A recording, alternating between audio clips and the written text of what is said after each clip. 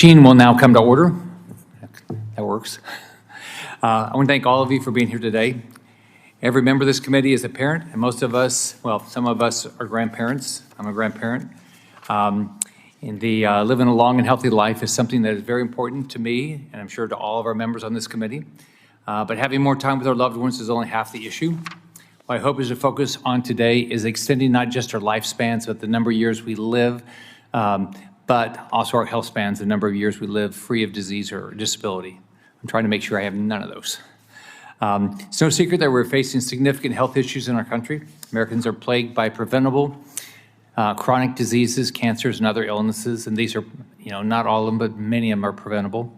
Heart disease, cancer, diabetes are the leading causes of death and disability in the United States. It's a massive problem. 6 in 10 Americans have at least chronic disease, at least one chronic disease, and 4 in 10 have 2 or more chronic diseases, according to the CDC. Here's the good news. Healthy life choices can mitigate, in some cases, completely prevent these illnesses. And you could, if you start any time in your life, you can change your life. I believe that the American people make smart choices when they have good information. In Florida, we see that ahead of every hurricane season. When families understand the dangers of inaction, they make the decision to do what is best for themselves and their loved ones. With hurricanes, we say that preparedness saves lives, and it does. It's no different for our health. Think about it this way, preparedness happens when education is met with action. Just having the information is not enough. You got to take action with it. Unfortunately, the American people are being underserved in both categories, education and action. Too much of the conversation around health these days is reactive instead of preventive. We spend a lot of time talking about how to deal with health issues and not enough time talking about the simple ways to prevent these illnesses in the first place. Even more frustrating is that there is a huge amount of research out there showing how Americans can live longer, healthier lives, but an inexcusable lack of action to put these best practices in place. That's what today's hearing will be about, turning research into action that improves the health and wellness of Americans so we can all enjoy living longer, healthier lives and spend our senior years enjoying time with family. It's time to put a lot more focus and action on wellness and prevention. As our witnesses here will discuss, it's not too late for anyone, even our seniors, to start making informed choices that lead to healthier, happier, and longer lives. That's why I'm proud to be part of the MAHA caucus here in the Senate. I look forward to working with RFK Jr. and Mehmet Oz to create a healthier country. The issue of longevity is also something our government should be more focused on. When Americans live healthier lives, healthcare costs come down. The chronic diseases I mentioned before are also leading drivers of America's $4.5 trillion in annual healthcare costs, according to the CDC. We're all fiduciaries of the American taxpayers, and when we can do something that helps people live healthier lives while saving taxpayer money, everybody wins. I look forward to an insightful discussion today on how we can advance good research, take action that improves wellness for action seniors today and for generations to come. Now let me turn it over to the ranking member, Senator Gillibrand. Thank you, Chairman Scott, for calling today's hearing. We all want to live a long and full life. Longevity brings people so many wonderful things like opportunities to spend time with their family, to travel, and to continue to thrive. Ensuring that we remain healthy as we age is our utmost importance. Today, we'll hear from 4 witnesses who represent 4 components of healthy aging: research, nutrition, exercise, and medicine. We all know that we should eat a healthy diet, remain active, seek preventive care, and avoid habits that contribute to disease. As we'll hear from Dr. Nosal, so many Americans do not have access to affordable health care, stable housing, financial security, or even walkable communities. So we need to address some of those impediments and some of those challenges. We also know that these factors, often called social determinants of health, are often key to understanding how we can then allow for people to make those healthier choices. Those structural barriers often make it hard to achieve health at any age. Congress has to do more to ensure that all people are able to meet their basic needs so that they can learn how to optimize their longevity and their health. It's why I've introduced the Strategic Plan for Aging in the last Congress. This bill would provide states with critical funding to transform their infrastructure and build communities that meet the needs of older adults and future generations. It would address everything from housing to healthcare to food insecurity to make sure these systems are able to support our aging population. And I'm proud that my home state of New York is in the process of developing a strategic plan. These are positive steps to helping older adults achieve longevity. We are all aging, which is not in and of itself a disease, but a natural process. And we have a duty to ensure all Americans can age well and age gracefully. I look forward to hearing from today's witnesses. Thank you, Ranking Member Gillibrand. I'd like to welcome our witnesses here today. Before I introduce our first witness, I'd like to ask each of you to be mindful of our limited time here to get today and keep everyone's opening statements to 5 minutes. First, I'd like to introduce Dr. Rhonda Patrick. Dr. Patrick is a scientist and health educator recognized for her leadership in nutrition, aging, and disease prevention. Dr. Patrick earned her PhD in biomedical science, conducted her graduate research at St. Jude Children's Research Hospital. She completed her postdoctoral fellowship at Children's Hospital Oakland Research Institute and has also conducted research on aging at the Salk Institute for Biological Studies. It is Dr. Patrick's goal to challenge the status quo and encourage the wider public to think about health and longevity using a proactive, preventive approach. As the founder of FoundMyFitness, she shares expert, evidence-based insights on aging and disease prevention with her own unique brand of scientific rigor, engaging millions through her website, podcast, and YouTube channel, where she has a combined following of more than 2 million people across the world. Dr. Patrick. Thank you, Chairman Scott. Yes, my name is Rhonda Patrick. I'm happy to be here today. And is this just an introduction I'm doing, or is this my opening statement? I'm glad you're here. We're glad you're here. Thank you. If you want to do your opening statement. Yes, okay. All right, so we have to ask ourselves if we can call ourselves the greatest nation in the world, while 70%, nearly 3 out of 4 adults are overweight or obese, while we spend about 18% of our GDP on healthcare, more than any other nation, and yet we rank 55th in life expectancy. Our children are getting type 2 diabetes at unheard of rates. This is not just a health crisis, it is a cultural crisis. Obesity is not inevitable. It is not an act of God. It is something that can be prevented. It is a choice that has been compounded by bad habits over time. It is reinforced by a culture that does not foster good decision-making and self-discipline. And we have created a culture where these difficult truths have become personal attacks, where physicians are afraid to talk about a patient's weight because it's too taboo. If we can't have a conversation about obesity, how can we ever solve the obesity crisis? Obesity is associated with 13 different types of cancers. It takes between 3 to 10 years off of life expectancy. It damages DNA, causes double-stranded breaks to DNA, which is the precursor to oncogenic mutations, and it fundamentally accelerates the aging process. And yet it is the principal difference between our nation and the longest-lived nations. We are overfed but undernourished. So about, I would say, 60% of daily total calories consumed by the average American come from ultra-processed foods.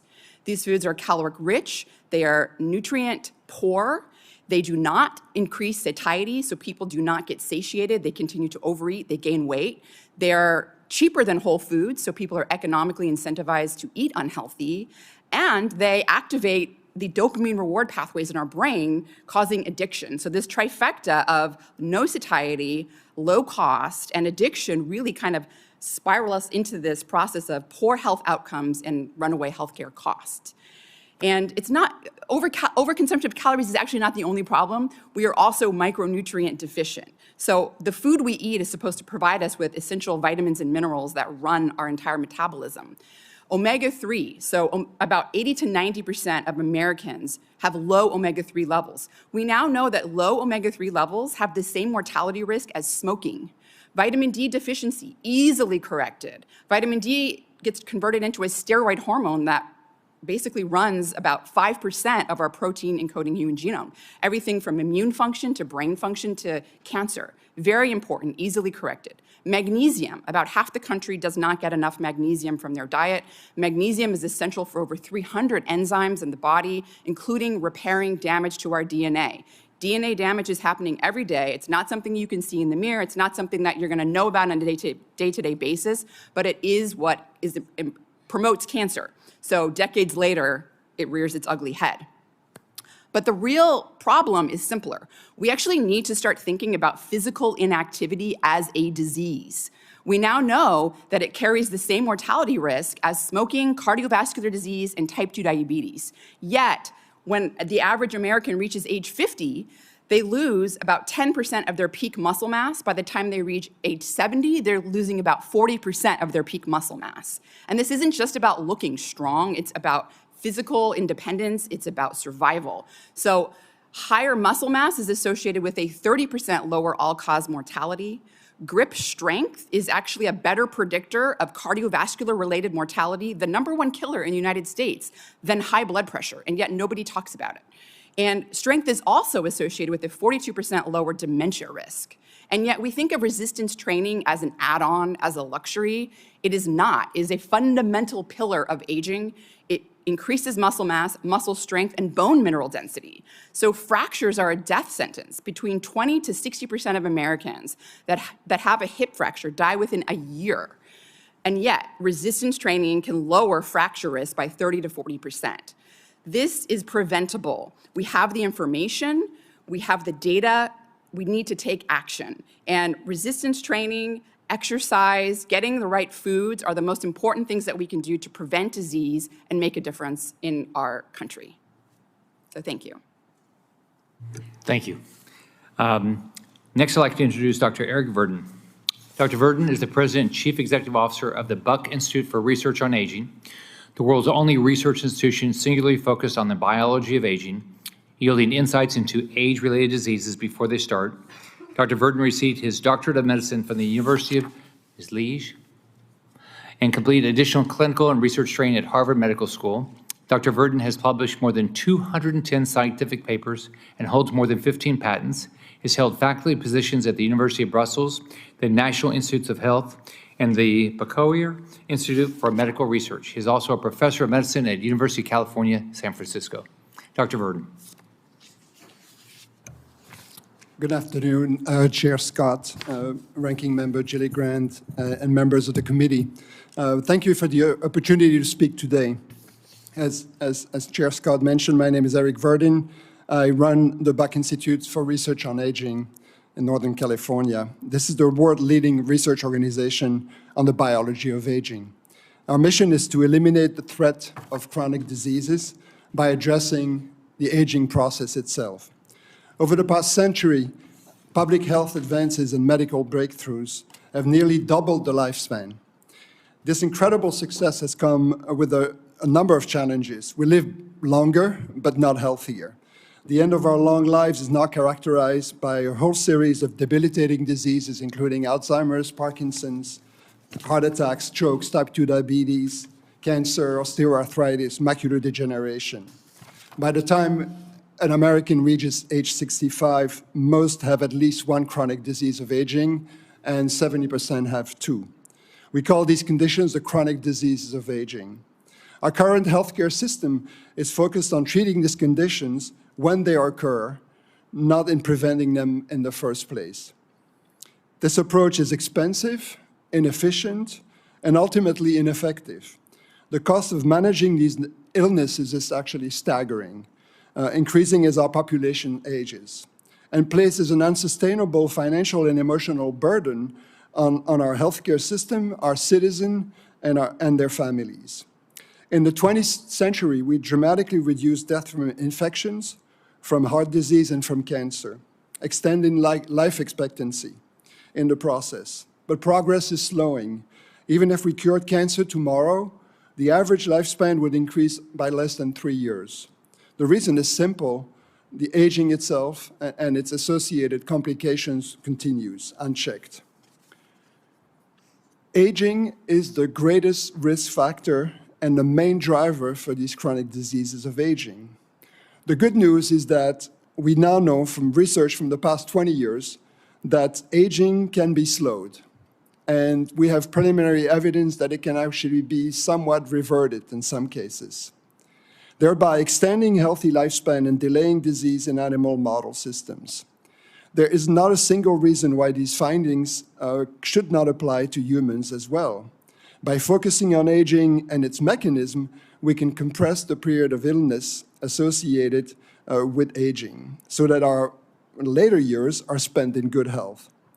The economic and public health benefits of a shift from a reactive healthcare system to a true preventative healthcare based on our understanding of aging are enormous. Studies suggest that delaying aging will generate trillions of dollars in economic gains, reduce medical costs, and increase productivity. Just as vaccines and antibiotics revolutionized medicine in the past, aging science is the next great frontier in preventive healthcare. The science is at a turning point, and as policymakers, you will play a critical role in ensuring that we realize its benefits. Investing in aging research must be a priority. The NIH should increase funding on the molecular pathway of aging with a new emphasis on translating discoveries into human applications. We also need a much greater focus on lifestyle interventions. Nutrition, exercise, sleep, stress management, and social connections. These variables account for more than 90% of our health span and our lifespan, and should be an essential part of our health policy and our research. We must also rethink how we allocate healthcare dollars. Right now, we spend trillions on treating diseases after they arise. A shift towards prevention, one that targets aging itself, would be far more productive and effective. The FDA needs clear guidelines for aging-targeted therapies. Biotech and pharma companies are investing in this field, but without a defined regulatory pathway, progress is slowed. And finally, we need stronger public-private collaborations. Translating discoveries into real-world application will require coordinated efforts between industry, government, and regulatory agencies. This is a pivotal moment. The 21st century has the potential to witness one of the most profound medical breakthroughs in history. Not just treating age-related diseases, but preventing them. The goal is not just to extend lifespan, but to ensure those extra years are spent in health, dignity, and independence. I applaud the committee for recognizing the urgency of this issue. Aging research is at an inflection point, and with the right policies, we can transform public health for generations to come. I look forward to working with you to make this vision a reality. Thank you. Thank you, Dr. Verdin. Now, I'd like to recognize Ranking Member Gillibrand to introduce her witness. Dr. Sarah Nosal is a family medicine physician who practices at a federally qualified health center in the South Bronx. She's also the president-elect of the American Academy of Family Physicians. Thank you for being here, Dr. Nosal. Thank you so much. Chairman Scott, Ranking Member Gillibrand, and members of the committee, thank you for the opportunity to testify today. My name is Sarah Nosal, and I'm a practicing family physician in the South Bronx. As the president-elect of the American Academy of Family Physicians, I'm honored to be here today representing more than 130,000 physicians and student members of the FAAFP. I currently work at the Institute for Family Health, a network of federally qualified health centers with more than 27 locations across New York State. I am proud to be a family physician. In my office, I have the honor and privilege of taking care of not just patients, but families and communities. Last month, Chairman Scott laid out his priorities, which identified 4 aspects of someone to be well: having their physical health, financial security, a safe community to live in, and family and community support. Each of these are rooted in the very fundamentals of family medicine. I have practiced for more than 2 decades in a community that ranks last for health outcomes in New York. My personal patient panel approaches nearly 90% Medicaid beneficiaries. A typical patient of mine presents with cane in hand, living with HIV, diabetes, hypertension, and chronic kidney disease. Patient-tailored counseling on diet and exercise is something I do in every visit. Unfortunately, while I talk about the importance of eating healthy, whole foods, the reality is most of them are often out of reach financially or otherwise inaccessible to most of my patients. This is only one of the health-related social needs that impact them. A lack of stable housing, reliable transportation, safe places to exercise, and financial security also make it difficult, if not impossible for my patients to afford medications and even make it to medical visits. Research has consistently shown that health-related social needs can worsen health outcomes. On more than one occasion, when I've asked a patient why they were not taking their insulin as I directed, I would learn that they did not have electricity in their apartments for the last few weeks when they fell behind on rent. Patients at our rural clinic have been known to walk long distances along roadsides without walkways. At our urban clinic, patients with walkers face 4 flights of stairs at the subway. Many of my patients experience food insecurity, for which the USDA SNAP program is a lifeline. Congress can strengthen to ensure it better serves those in need. However, that alone will not solve my patients' challenges. While diet and exercise are important to health and wellness, we cannot ignore that many communities are designed with them out of reach. Food and exercise can only be medicine if they are easily accessible. As a family physician, I recommend a healthy diet and working out. But it is up to you, our elected leaders, to ensure the resources are in place to fill that prescription. Congress must support promising, innovative policies to address health-related social needs, such as expanding Medicaid coverage for reimbursable services. For example, some states have used existing Medicaid authorities to provide medically tailored meals to whole households, not just the eligible beneficiary. This recognizes that a food-insecure parent will often give their meal to a hungry child rather than feed themselves. Many of my young or middle-aged patients are caregivers for both young children and older relatives. Any reforms that affect their healthcare coverage may impact their employment, their ability to help their mother make rent, to take their grandma to the laundromat, or contribute to any productive, meaningful way in their community. Insurance does not help patients if there is no access to care. Community health centers provide care to those in underserved areas and are often the only accessible care setting for many. CHCs have a significant economic impact and are incredibly efficient in terms of healthcare spending. Further, many CHCs are training the next generation of family physicians through HRSA's Teaching Health Center Graduate Medical Education Program. Thanks to THC GME, our system has multiple family medicine residency programs.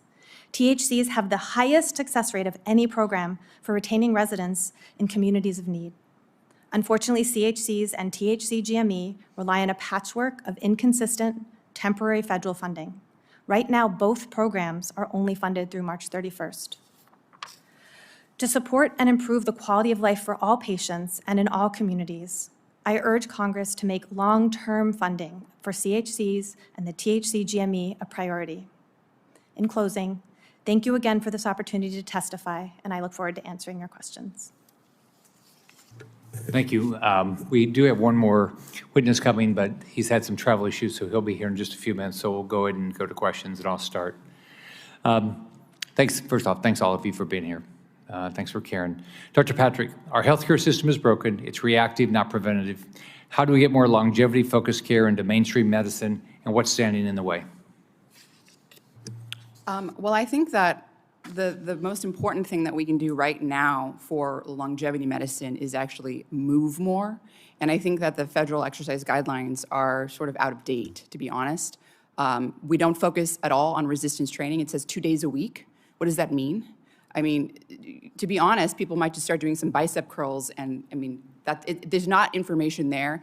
You need to give people specific information, actionable information. I think resistance training, okay, well, you can do, 15-minute, 7 or 8 15-minute workouts throughout the week, and that's as good as doing 3 45-minute workouts in terms of gaining muscle mass and strength. So giving some more specifics in terms of like types of exercise, also compound lifts. Like you wanna basically make people be physically independent. So you don't want bicep curls. You want people to be doing squats, or you want them to be doing rows or deadlifts. Things that are multi-joint, right? I also think exercise snacks is a big one. So there's nothing in the guidelines about how people can get exercise benefits by doing these short bursts of physical activity.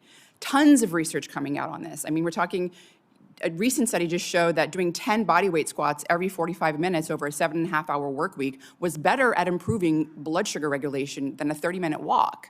I mean, that's like 2.5 minutes a day. There's also tons of evidence coming out on these unstructured exercise snacks. And that's also something that can be recommended. So these are the kind of things that you take the stairs instead of the elevator, or you walk briskly instead of, taking a car to work. And there have been studies showing that people wearing these accelerometers are able to reduce their cancer mortality by 40%, their cardiovascular-related mortality by 50% if they're doing 9 minutes a day of these unstructured snacks, where they're just basically taking advantage of everyday, situations to get physically active. It doesn't cost money to do body weight squats. You don't have to have a gym membership.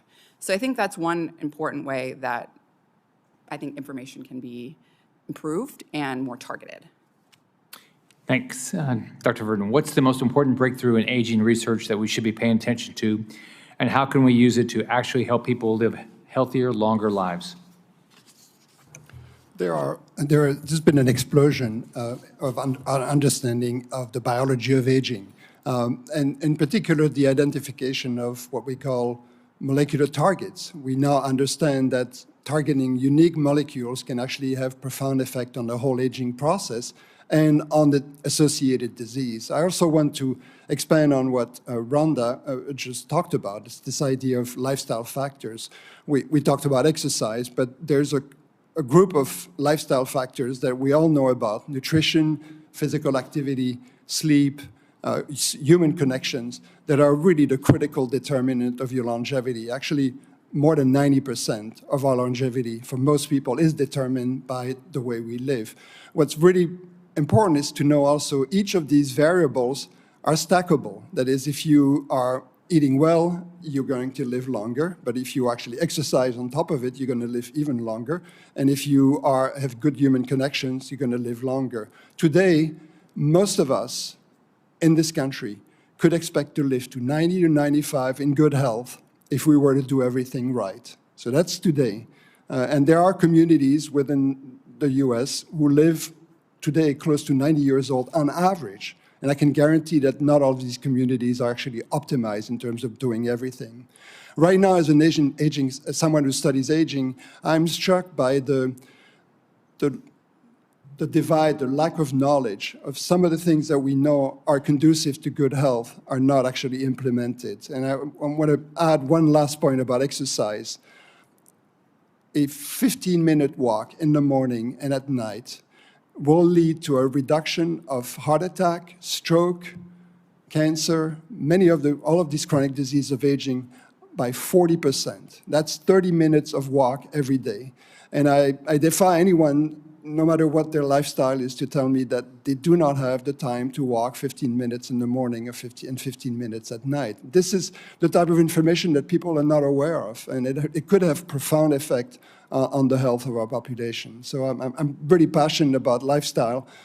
Next will be, of course, the additional interventions that the research is pushing forward.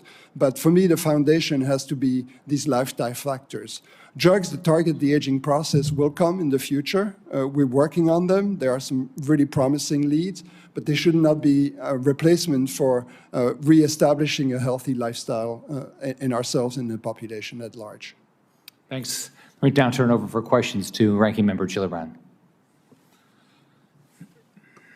Thank you, Mr. Chairman.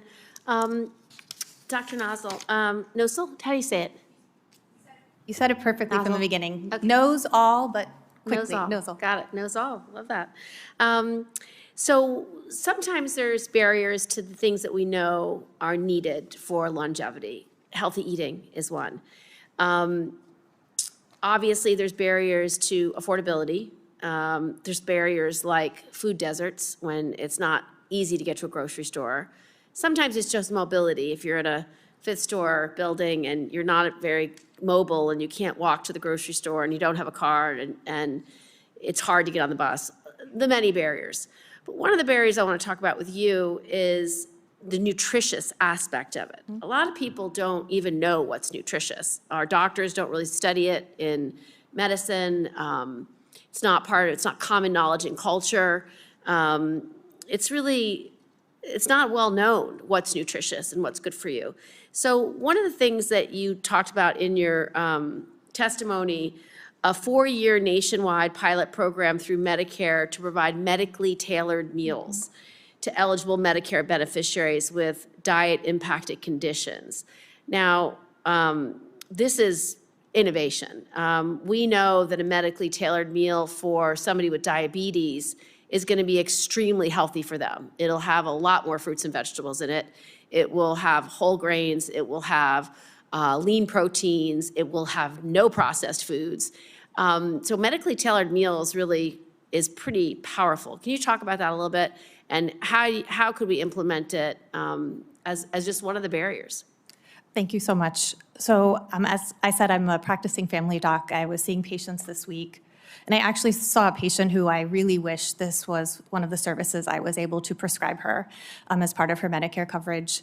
She gave me permission to share her story. This is a woman I've taken care of for quite a number of years and has done a really great job at being physically active to the best of her ability. She uses a rolling walker with chair, and she has really well controlled her diabetes, had it as well as it can be controlled, reduced her risk of complications, and then came in this week and saw me, and her diabetes was fully uncontrolled.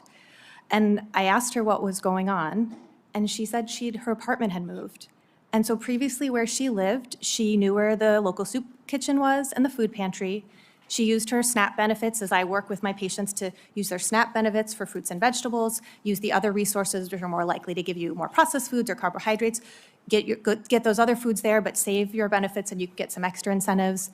But this is really a patient who cannot find in her community where she is the resources to have the healthy meal that she needs, that it will be part of her remaining well and full. And the idea that I could have prescribed her a appropriate low-calorie diabetic diet full of whole plant-forward, protein and foods would be the complete difference in her entire life. I agree with the speakers before me that your ability to move and your ability to eat healthy and have access to those nutritious food resources, this could be groundbreaking and life-changing for our older adults. And this can be done right through our health centers, right through our community health centers that are in the depths of the communities where we can do this for a whole family and prevent the outcomes. I don't need to take care of people in a state of disease. We are ready and willing and able in our health centers to care for communities that we know their risk is greater, but our ability to provide these medically tailored meals will change both cost and outcomes in that community. So along the lines of impediments to access to nutritious meals, we have SNAP benefits, and SNAP benefits, you go to the grocery store and buy your groceries and cook whatever you want. But for older people who aren't cooking as much anymore, again, who can't carry the 2 bags of groceries of all that fruits and vegetables and the whole grains that they're gonna then cook appropriately to eat, what do you think about the idea of being able to use SNAP benefits for congregate meals or for organizations like Meals on Wheels that deliver hot meals? Like, is that a way to get over some of these barriers to the nutritious or medically tailored meals that people need? It would be tremendous if we could both increase funding for SNAP benefits. I can tell you they don't meet the needs even right now, but the kinds of creative programs I know that we've done where I live, where we have been able to increase funding for fruits and vegetables. But my elderly patients are often only eating a hot meal if a family member comes to help care for them and cook for them. They often have nutritional deficiencies because they are in fact eating things that are either come in a bag or a box, which are my top lists of things I tell patients to try to not eat. But that really isn't feasible or possible for them. It would be astounding if they could actually use those benefits and have that kind of food delivered at their home. It would be life-changing. Thank you. Now I'd like to recognize our last witness. I guess she had some travel issues, so we're glad you made it. Dan Buettner. Dan is an explorer, National Geographic Fellow, Emmy Award-winning journalist and producer, New York Times best-selling author and founder of Blue Zones. The term Blue Zones was first coined by Dan in 2004 and refers to areas with high concentrations of centenarians, individuals who live to be over 100 years old. His team uses research to highlight and promote specific lifestyle habits that are tied to extended longevity and vitality. Thanks for being here, and really looking forward to hearing your presentation. An honor to be here. Well, my goal here over the next... Yeah, push the red button. Yes, my goal over the next 4 minutes and 54 seconds is to convince you that most of what we think works for healthy aging and longevity is either ineffective or just plain wrong. I know most of you know these statistics, but we're spending $4.9 trillion on healthcare per year. About 85% of that money is spent on people with chronic conditions. Most of them are avoidable chronic conditions. Another $300 billion on exercise and diet programs, and then another $42 billion on anti-aging, an industry that has failed to produce even one pill, supplement, or intervention that's been shown to stop, reverse, or slow aging. So if that doesn't work, what does? 20 years ago, working with National Geographic and a team of demographers, we found 5 areas in the world where people are living statistically longest. Something called the Danish Twin Study established that only about 15% of how long we live is dictated by our genes. 85% is something else, and we reasoned we'd find that something else among these 5 populations who are living about 10 years longer at middle age, our age. The reason they're living 10 years longer is because they're avoiding the diseases that foreshorten Americans' lives and are kind of bankrupting us in many ways. What are they doing? Well, none of them are dieting or exercising or running down to Latin America for stem cell treatments. Every time they go to work or a friend's house or out to eat, it occasions a walk. They're getting 8,000 to 10,000 steps per day mindlessly. The cheapest and most accessible foods for them are peasant foods. They're whole grains, they're tubers. The cornerstone of every longevity diet in the world is beans. They're eating about a cup of beans a day. They're not spending time on Facebook. Instead, they're spending time in face-to-face conversations, living in extended families, connecting with their neighbors. They have vocabulary for purpose. Now, there's an idea, purpose. We know that people who have a sense of purpose live about 8 years longer than people who are rudderless. They manifest their purpose usually in family, but also with religion. We know people who show up to church or temple or mosque live about 4 years longer than people who don't show up at all. So taking this insight that where people are living the longest, it's not because they try, it's not because they pursue longevity. We tend to think that health is the result of a pursuit in this country. Actually, it ensues. It's a result of an environment that makes a healthy choice the easy choice. We're not relying on poor mothers to make the right choice and then sending them out into an environment where 97 out of 100 food choices are bad. About 15 years ago, working with AARP and the University of Minnesota, we set out to manufacture blue zones by working with municipal governments where you can get policy done to help them decide on policies that favor healthy food over junk food and junk food marketing, to favor the human being over the motorist, to favor the non-smoker over the smoker, and to certify all the restaurants, grocery stores, workplace, schools, and churches who agree to optimize their designs and their policies so that people are nudged into moving more, eating better, and socializing more. The proof is in the pudding. Our very first town, Albert Lea, Minnesota, we saw a 30% drop in healthcare costs among city workers. That was in 2009.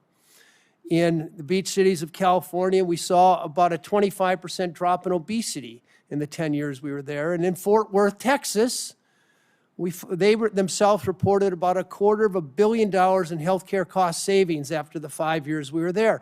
We succeeded not because we came in telling people what to do, came in with an agenda. We simply came in with policy options and place options that made the healthy choice the easy choice. We set Americans up for success. Right now, our food environment and our built environment sets people up for failure. We have about 25 times more fast food restaurants than we did in 1980 when we had a third the rate of obesity that we have right now.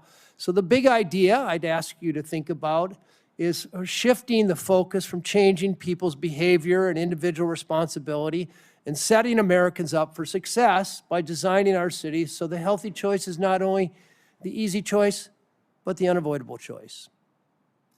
Thank you. Yeah, I live in Naples, Florida, and they're working. That's right. We have Blue Zone City in Naples and Jacksonville, Florida. I salute them. They're doing a good job. Let me turn it over now to Senator Johnson. Hey, Mr. Chairman.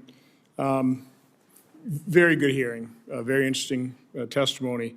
I held an event end of September with RFK Jr., with Dr. Casey Means, who'd written a book that interested me, Good Energy, talking about metabolic health.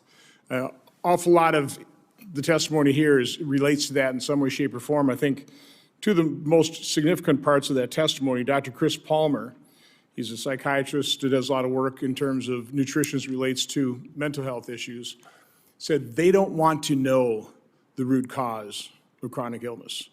Dr. Casey Means talked about in her medical education, they didn't spend an hour talking about nutrition. And Mr. Buettner, you're talking about, trying to design a city for the right food choices, but again, what are those right food choices? I think it's becoming pretty obvious. And I think that's one of the questions I have for, Dr. Patrick. I mean, we've known about this for quite some time, right?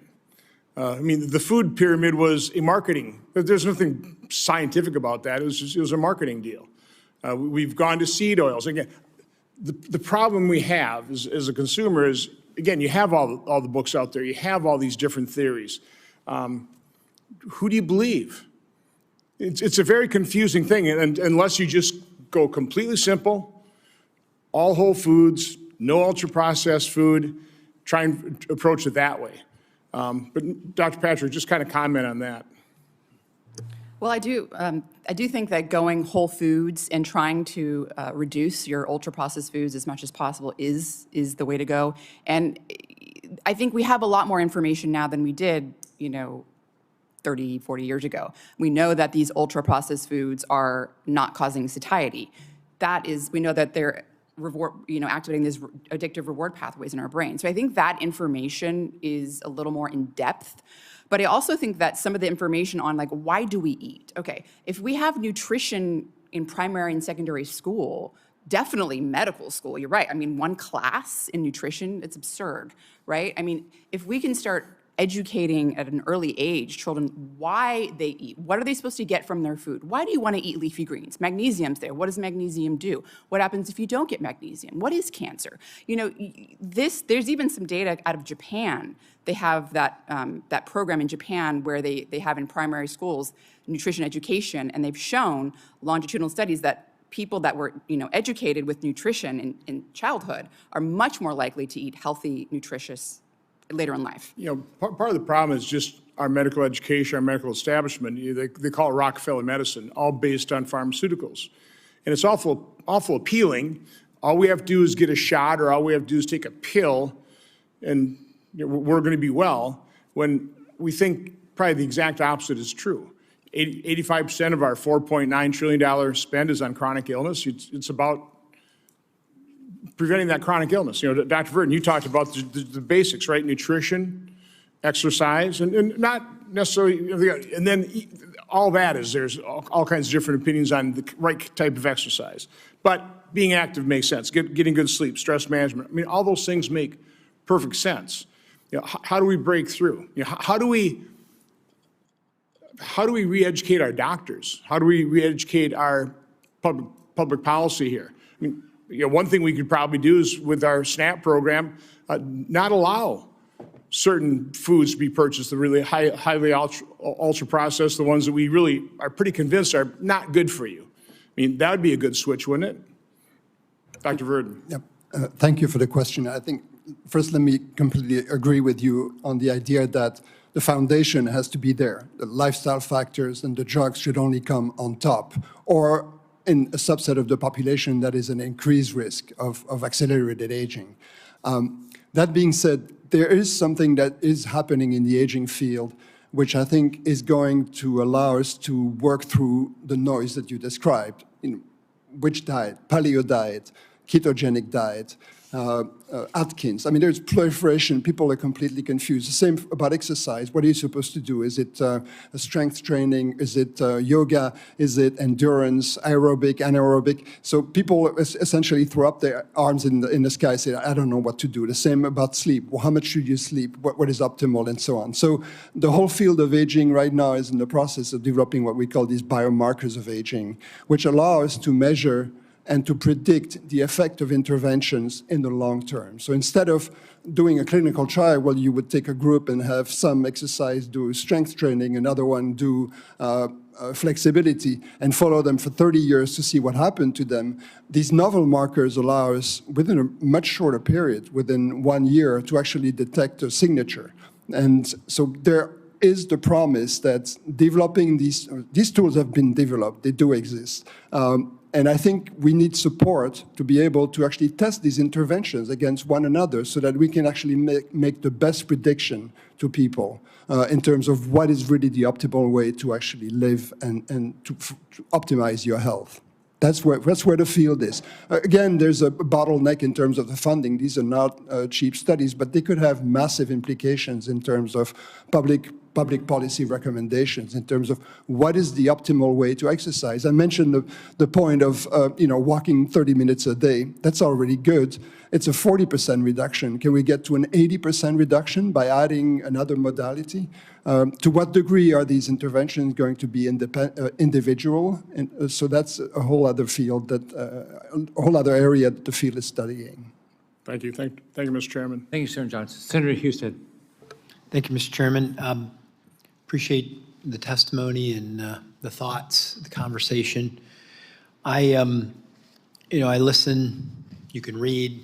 It's exercise, it's diet, it's lifestyle choices. If we just made better decisions and were active on those things, we would drive down costs, we would improve quality of life. I heard a lot of talk about longevity. It's not just the number of years, it's the quality of those years that also are almost immeasurable in terms of their value, in terms of your productivity, your joy, your ability to contribute to your family, to your community, if you have those things. And I was also thinking when you were talking about the access to food, I was also thinking about when you live in a high crime neighborhood, how much harder it also is to be active and to live a healthier life. So I want to ask any of you that have a thought on this, what about this? Our technologies. They seem to be driving isolation and idleness. And as we look at the difficulty we've had as Americans of getting healthier, even though we know all of these things, is there any evidence that you've seen about how our technology is driving isolation or idleness that would affect our health in a negative way versus a positive way? I'm just interested if any of you have thoughts on that. I have thoughts on the opposite.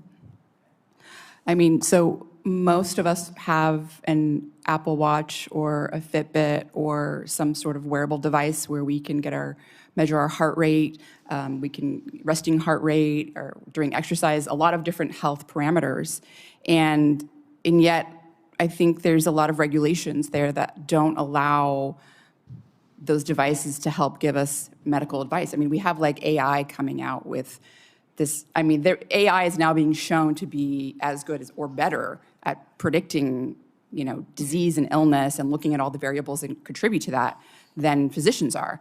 And yet we can't use that information, that health information, for anything. And it seems like it's something that would be very useful for physicians.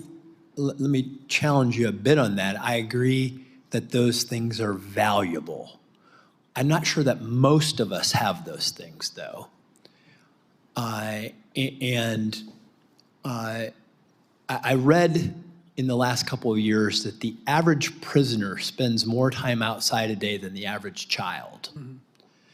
And I'm just wondering, when you read things like that and you see the way that social media is affecting particularly young people and that fewer of them are participating in sports, it seems like from the very beginning that we are getting children off to the wrong start as it relates to this. So I see some heads nodding.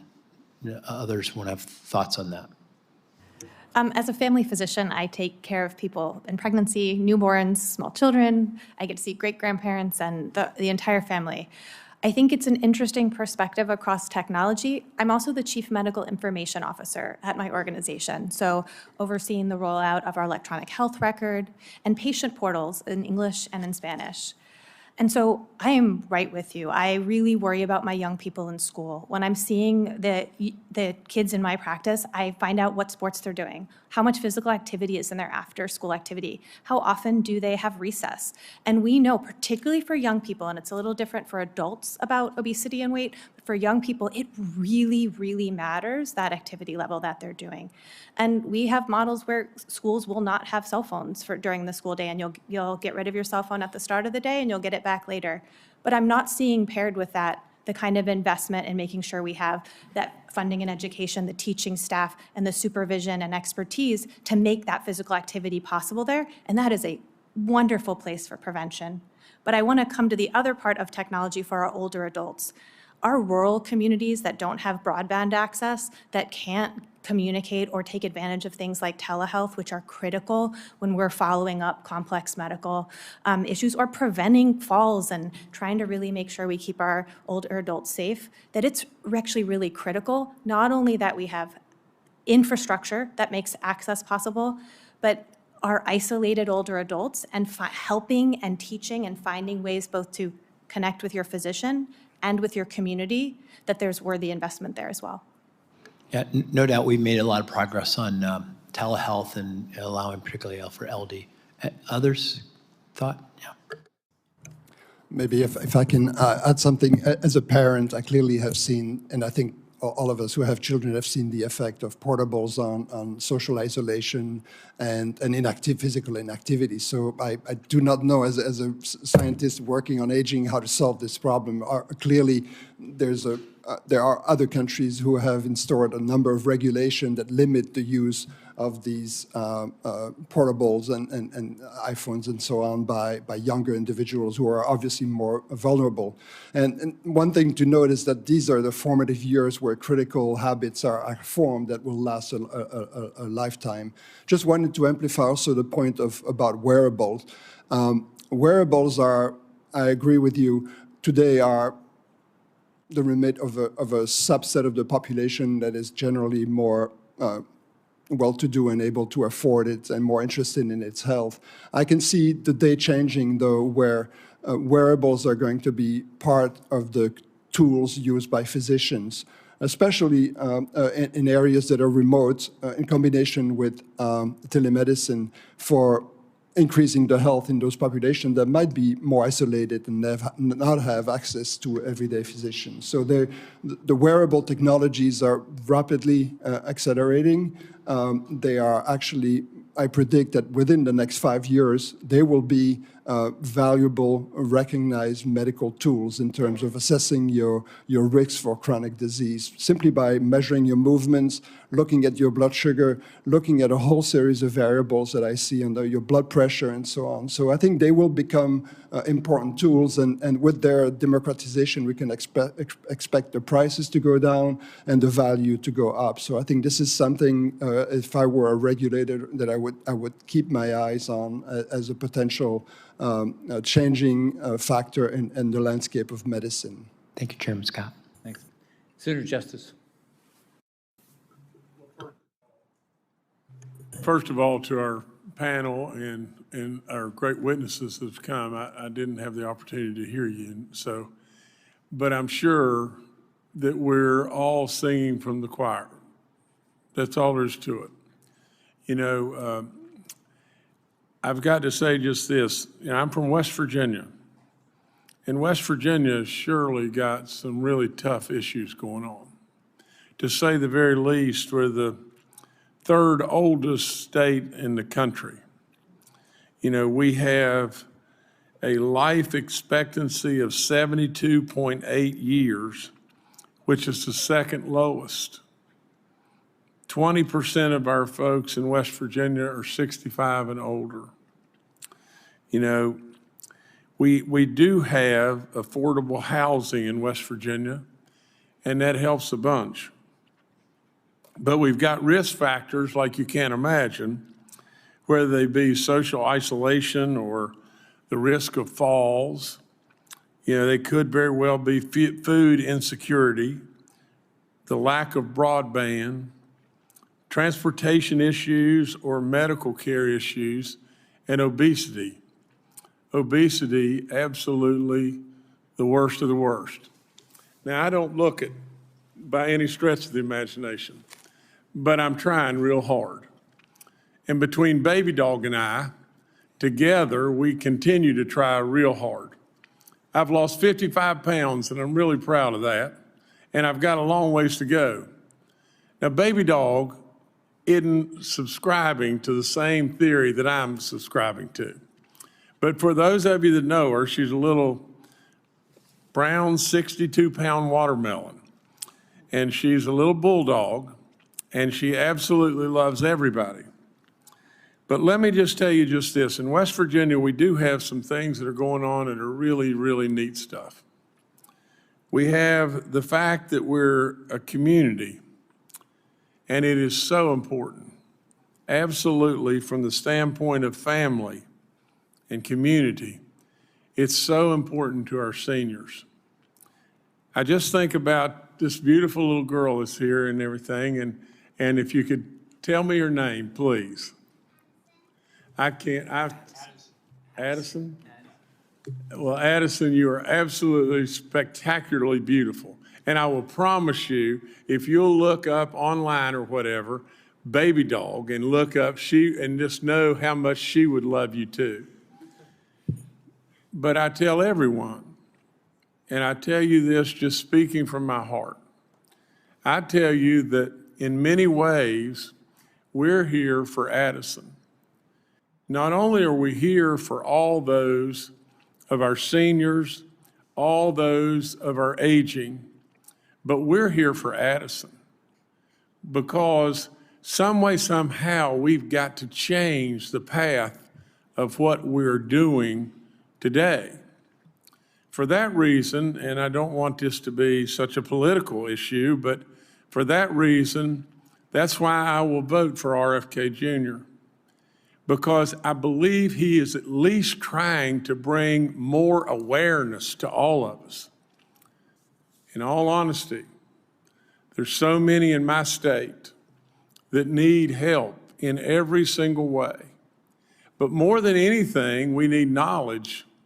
We need absolutely us to step up. I'll never forget my dad.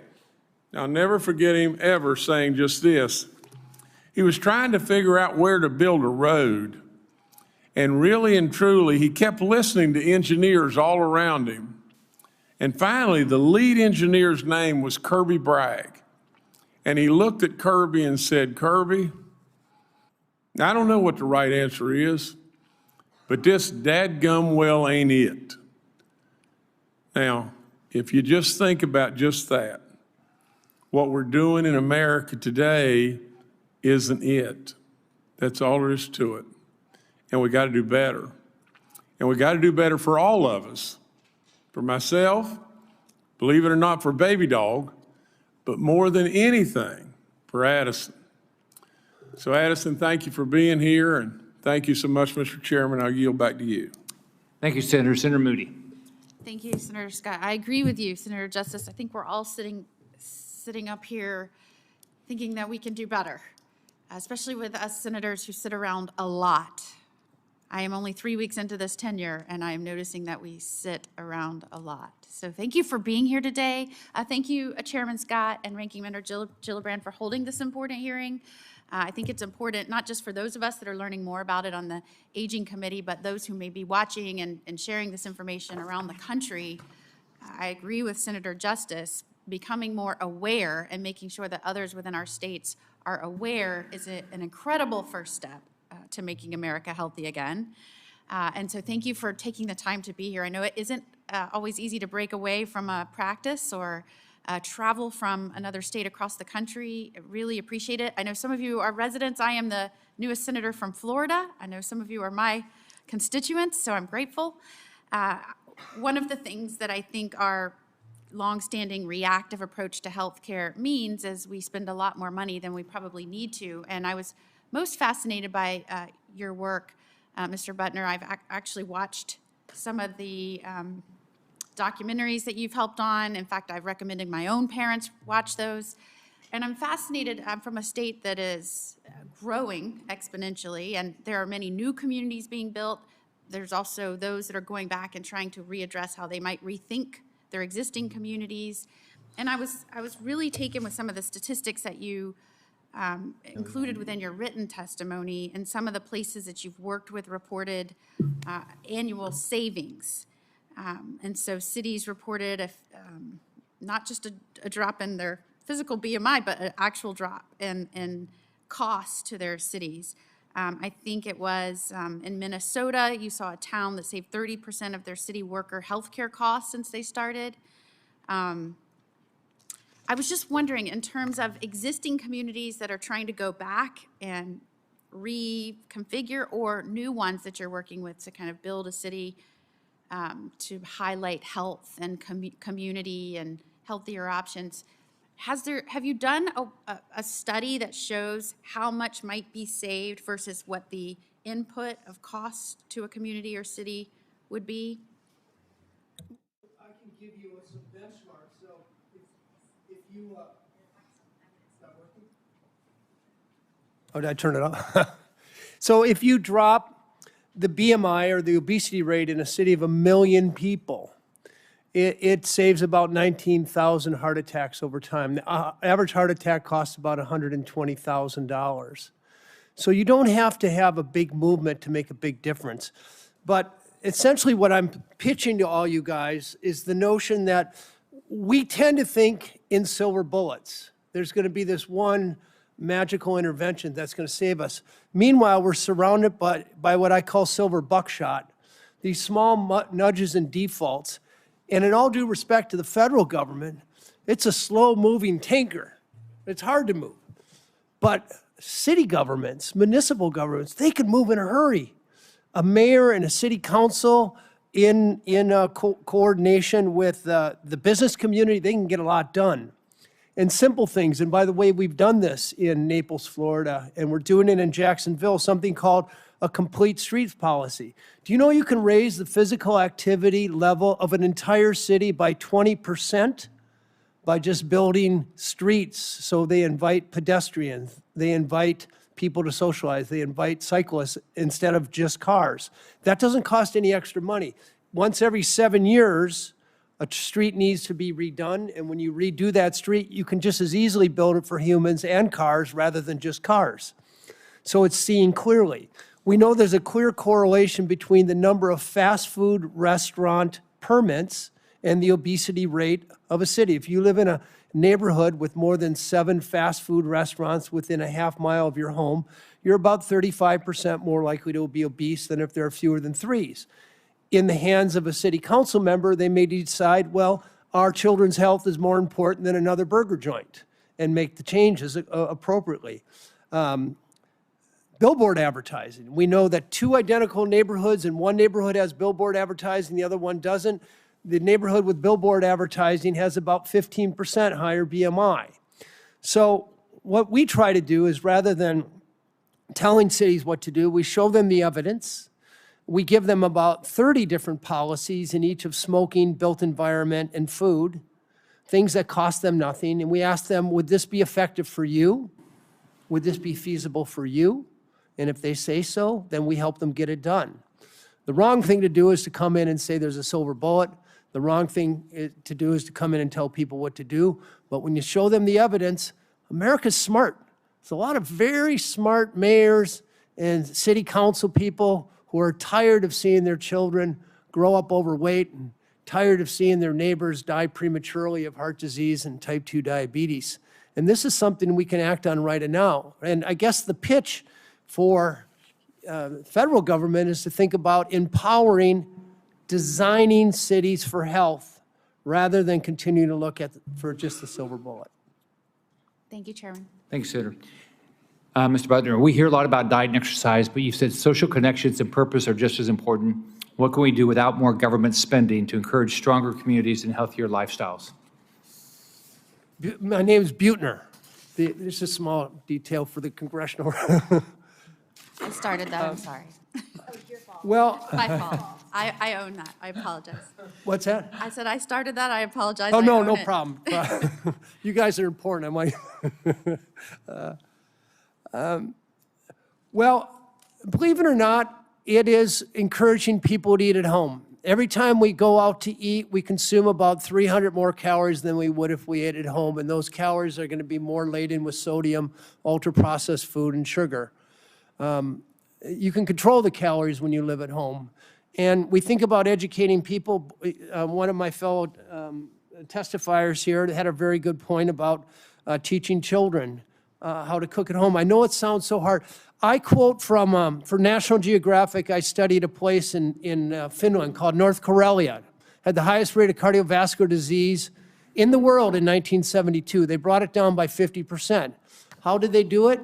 They did it by changing the environment, making healthy choices easier.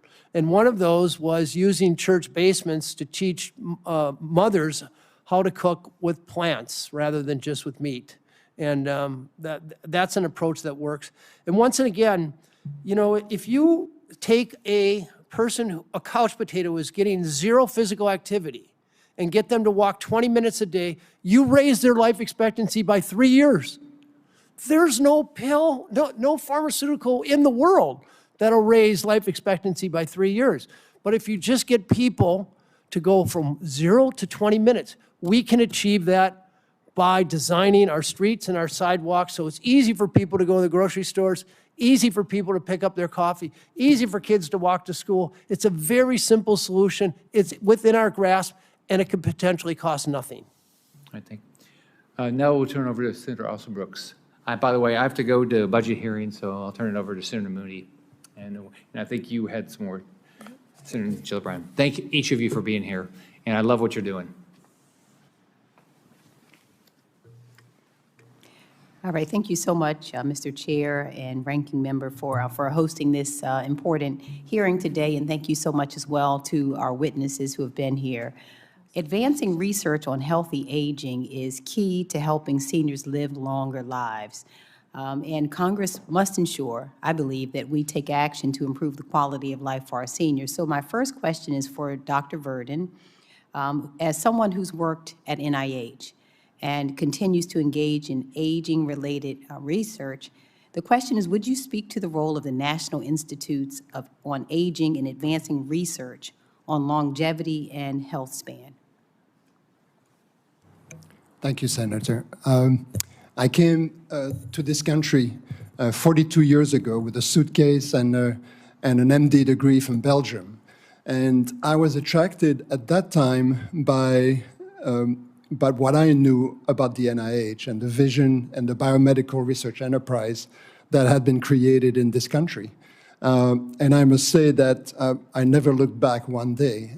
Became an American citizen, made this country my home, and still at this point directing a whole institute focused on the biology of aging is a dream job.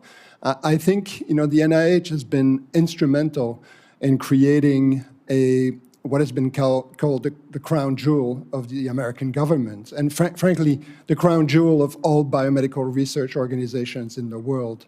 The U.S., thanks to the work and the support of the NIH, has created the best biomedical research institute. Remarkably, every dollar that is being invested in the NIH yields $2 of economic output, which is a remarkable outcome for our society. This has yielded countless cures. It has put millions of jobs, created a whole new industry, the whole biotechnology industry, and has given the U.S. a leadership position in the world. We still attract the very best to come and do research and conduct their careers here. So I think from a personal point of view, but also for the country, I think the output from the investment of Congress in the NIH has been nothing short of remarkable. And I could not disagree with you, Dr. Verdin. I agree, especially your characterization that it's a crown jewel. I think it's also very important to aging research and to cures. So would you say that there right now, NIH, as you may know, is subject to a number of cuts that have been proposed? And would you say that cuts to NIH funding threaten the progress that we have made in research on the aging brain, on Alzheimer's disease, and on dementia research? Dramatically so. And I do worry about the institute that I direct, and I worry about this leadership position that we are in right now. It's a comfortable position. We're leading by far every other country in the world. China is making great strides in terms of really pushing into biology. Recent JP Morgan meeting in San Francisco about a month ago saw very strong presence from China. And I think there's a danger that we're going to be relinquishing this leadership position, that we're going to be missing on new opportunities to develop new treatments, especially in the field of aging, and that we are going to be basically losing a lot of jobs. There's no way around this. From a personal point of view, in terms of the institutes that I direct, if these cuts actually come to effect the way we have seen them, we'll have layoffs, we will have a difficult time, a difficult road ahead. And I think this will be replicated across the whole country, red and blue states. I agree. Thank you so much, Dr. Verdin. Just quickly, my time is winding. Also wanted to ask Dr. Nosal, and the question for you is regarding research and preventative care. Actually, the question I want to ask you about, since I just have a few moments, is about marginalized communities and federal research funding that's helped make significant advances in understanding aging and age-related diseases, and ask you, how should NIH ensure that its aging research includes diverse populations, particularly for historically marginalized communities? And I know that's a longer, we don't have very much time, but whatever you can say to that would be helpful. It is critical that research is happening in our communities, in my communities that have Black and brown individuals of various backgrounds, ethnicities from around our world, that how they are impacted and what needs to be done to really prevent the heavy cost of care in the future is different because of the dynamics and the communities that we're in. Research into connections with faith-based organizations, connection with communities, and we really see that those are opportunities within communities like mine that aren't being leveraged for research, where we know trust and strength is already in the community, and it's a real place where we could make those benefits to health and outcomes possible. Thank you so much. Thank you, Ms. Nosal. Ranking Member Gillibrand, I heard you had a few more follow-ups. A couple more questions with Dr. Buettner. I really liked your testimony. What I really liked about what you talked about was that you were talking to cities and communities and leaders about much more of a strategic plan for what they could do for the health and well-being of their citizens. And what I really liked about your approach, it was no silver bullet, it wasn't even silver buckshot. It was, you have to do all these things. And you mentioned transportation, making sure people could walk, walkable cities, so they could ride bikes. I would imagine as part of that, you'd want some kind of mass transit or some kind of public transit so an older person could actually get somewhere, because an older person might not be able to walk for a mile or a long distance.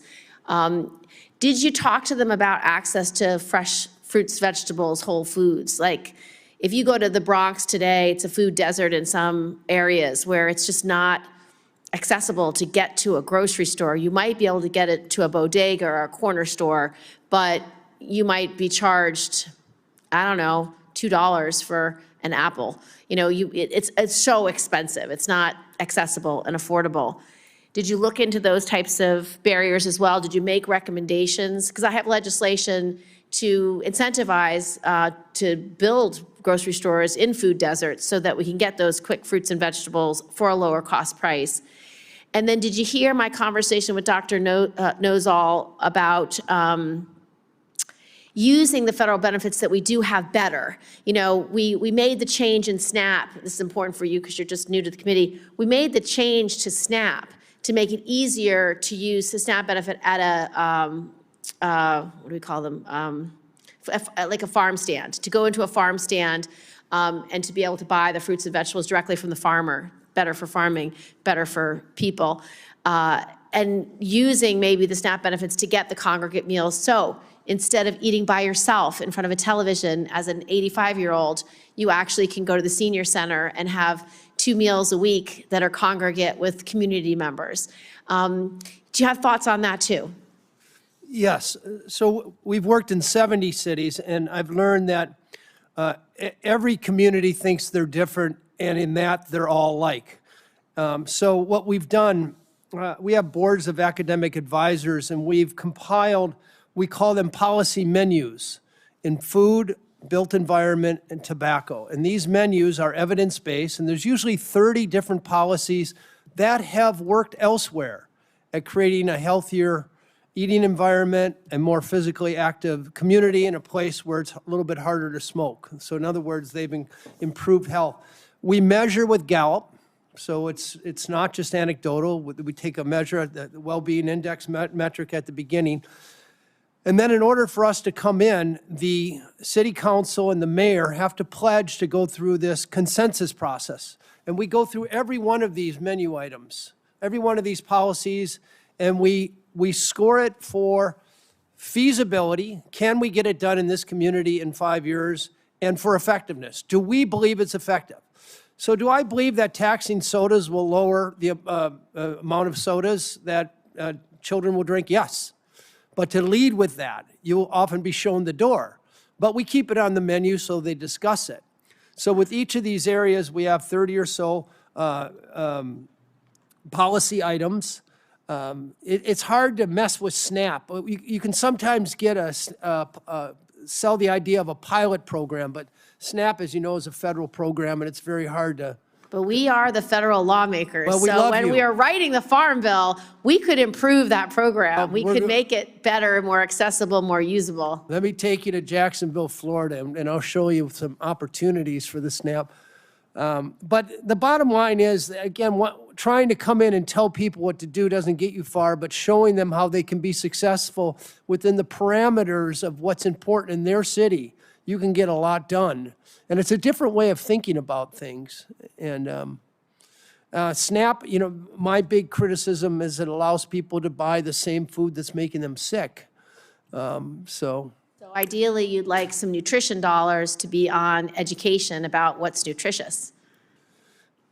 teaching people how to cook with whole plant-based food. Yes. We were talking about this before. If you want to know what a healthy 100-year-old ate to live to be 100, you have to know what she was eating as a little girl in middle age and lately. And I worked with Harvard's Walter Willett, and we did a meta-analysis, 155 dietary surveys done in 5 blue zones over the past 100 years. Yeah. And without a shadow of a doubt, they're eating mostly whole food, about 90% whole grains, garden vegetables, tubers, nuts, and beans. There's no... So access to those foods is key. Yes, and showing them how to make it taste delicious. Correct. You can't guilt them into eating it. Right. They have to want to eat that more than, Yeah, our the- most successful food banks in New York are the ones that have cooking classes at them. Bingo. So they can teach the whole family how to make these vegetables that they Bingo. may never have seen, they don't know any recipes for, and that's been really effective. Also, along the lines of our earlier conversations, teaching pediatricians and even prenatal doctors, providers, when they get the pregnant woman in to say, when you have your baby, this is the best nutrition for you, this is the best nutrition for your baby, teaching it right away. This is not a hearing on ed reform, but again, if you had the benefit of exercise every day in our schools and nutrition education, you'd be helping the next generation for sure. Well, thank you so much, all of you. This has been an excellent hearing. I think we've had a very lively conversation about ways to improve, and I just appreciate you, Madam Chairwoman, for hosting us, but all of you for the contribution you made to today's discussion. All right, thank you again for being here. The committee hearing is adjourned.